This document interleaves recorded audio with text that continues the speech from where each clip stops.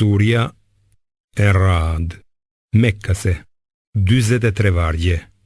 Bismillahirrahmanirrahim. Me emrin e Allahut, të gjithë mëshirshmit, mëshirëplotit. Elif, Lam, Mim, Ra.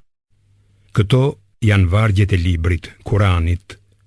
Ajo që të është shpallur ty, Muhammed, prej Zotit tënd, është e vërteta, por shumica e njerëzve nuk e besojnë. Allahu është ai që qiejt i ka ngritur me shtylla, të cilat nuk mund t'i shihni, e më pas është ngritur mbi fron. Ai ka nënshtruar diellin dhe hënën. Të gjitha këto rrotullohen për një kohë të caktuar. Ai i drejton të gjitha çështjet dhe i shpjegon në hollësi shpalljet, me qëllim që ju të bindeni se do të takoheni me Zotin tuaj. Është ai që e ka shtrirë tokën, duke krijuar në të male dhe lumenj, dhe për çdo lloj fruti, ai ka krijuar nga një çift. Ai ka bërë që nata ta mbuloj ditën. Me të vërtet, në këto ka shenja për njerëzit që mendojnë. Në tokë ka vise që janë të lidhura njeri me tjetrin, ka kopshte të mbjella me hardhi, ka ara dhe palma me një pip ose shumë pipa, të cilat ujiten me të njëjtin ujë, por disa nga frutet i bëjmë më të shijshme nga të tjerat. Padyshim, në këto ka shenja për njerëzit që kanë mend. Nëse ti, Muhammed, çuditesh nga idhujtarët, janë vërtet të çuditshme fjalët e tyre. Vallë, pasi të bëhemi dhe, do të krijohemi vërtet përsëri? Këta janë ata që nuk besojnë në Zotin e tyre, dhe në qafat e të cilëve do të ketë vargonj. Këta janë banorët e xhehenemit, në të cilin do të qëndrojnë për herë. Ata të kërkojnë ty me ngut tu sjellësh të keqen para së mirës, ndonë se para tyre ka pasur shumë dënime shembullore. Zoti yt është falës për njerëzit, pavarësisht gjunaheve të tyre, por, në të vërtet, Zoti yt është edhe i ashpër në dënim. Jo besimtarët thonë, sikur ti ishte dërguar atij një mrekulli nga Zoti i tij. Në të vërtet, ti je vetëm paralajmërues. E për çdo popull ka udhërrëfyes. Allahu e di se ç'mbart çdo femër, dhe e di sa shkurtohet e sa zgjatet koha e lindjes. Çdo gjë tek ai është me mas. Ai i di gjërat e dukshme dhe të padukshme. Ai është i madhi, i larti. Për atë një lloj është, si ai prej jush që flet me vete, edhe ai që flet me zë të lartë, si ai që fshihet natën, edhe ai që ecën ditën. Njeriu ka përcjellës engjëj, para tij dhe pas tij, që e mbikëqyrin atë me urdhërin e Allahut. Me të vërtet, Allahu nuk e ndryshon gjendjen e një populli, derisa ata të ndryshojnë çka në vetvete. Kur ai dëshiron ta ndëshkojë një popull, askush nuk mund ta pengojë atë, dhe ata, përveç tij, s'kan asnjë ndihmës. Ai ju a tregon juve vetëtimën, duke ju bërë të friksoheni e të shpresoni. Është ai që krijon re të rënda me shi. Bubullima e madhëron atë me falënderim, por edhe engjëjt nga frika ndaj tij. Ai i dërgon rrufet dhe godet me to këtë doj, dhe ata përsëri diskutojnë për Allahun, ndërkohë që ai është i ashpër në ndëshkime. Vetëm për atë është lutja e vërtet, kurse idhujt, të cilëve jo besimtarët u luten në vend të Allahut, nuk u përgjigjen lutjeve të tyre, as pak. Rasti i tyre është si rasti i atij që i zgjat duart tek ujë për t'i ardhur te goja, por ai kurse si nuk i vjen. Lutja e jo besimtarve është e kotë. Allahut i përulet në sejdë gjithçka që gjendet në qiej dhe në tokë, me hir a me pa hir, si dhe hijet e tyre i përulen në mëngjes dhe në mbrëmje. Thuaj, kush është Zoti i qiejve dhe i tokës? Dhe përgjigju, Allahu. Thuaj, a mos vallë ju zgjidhni për mbrojtës në vend të tij, ata që nuk mund t'i sjellin vetes as dobi as dëm? Thuaj, a janë të njëjtë i verbri dhe ai që sheh? Ose a janë njësoj terri dhe drita? Apo ata i dhujtarët i veshin Allahut ortak, të cilët krijojnë siç krijon ai, kështu që krijimi u ngjan i njëjtë atyre i dhujtarëve. Thuaj, Allahu është krijuesi i çdo gjëje, dhe ai është i vetmi nga dhënjimtari. Ai e zbret shiun nga qielli, prandaj rrjedhin lumejt me mas, dhe rrjedha bart mbeturinat mbi sipërfaqen e ujit.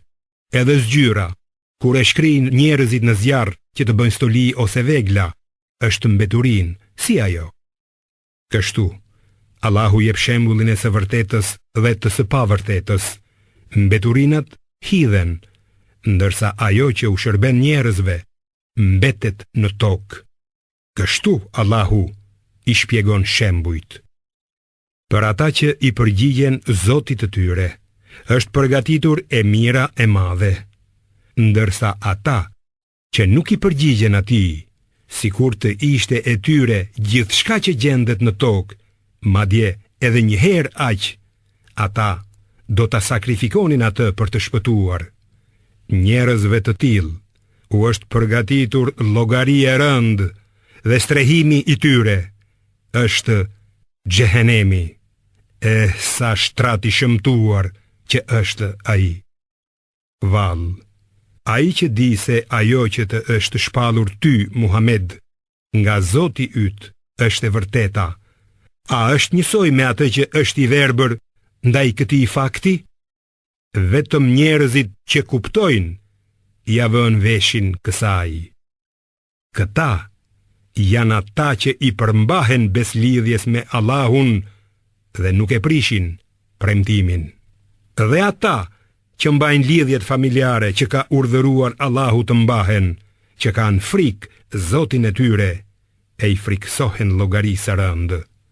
Dhe ata që durojnë për të fituar dashurinë e Zotit të tyre, që falin namazin, që ndajnë fshehurazi dhe haptazi nga ajo që ua kemi dhënë ne, dhe që të keqen e kthejnë me të mirë.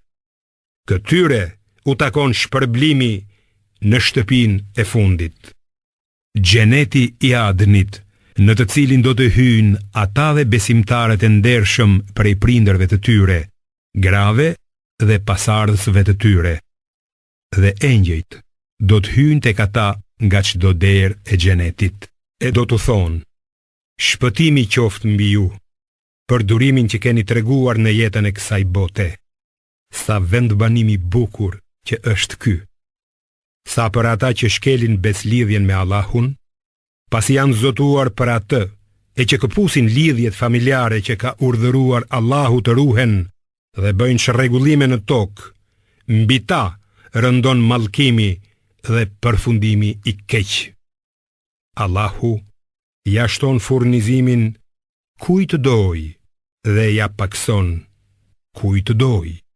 Jo besimtarët i gëzohen jetës së kësaj bote, por jeta e kësaj bote, në krahësim me botën tjetër, është vetëm kënaqësi kalimtare. Jo besimtarët thonë: pse nuk i dërgohet atij Muhamedit a.s. një mrekulli nga Zoti i tij? Thuaj: me të vërtet Allahu shpije në humbje ata që ai do, ndërsa udhëzon në rrugë të drejtë ata që kthehen tek ai.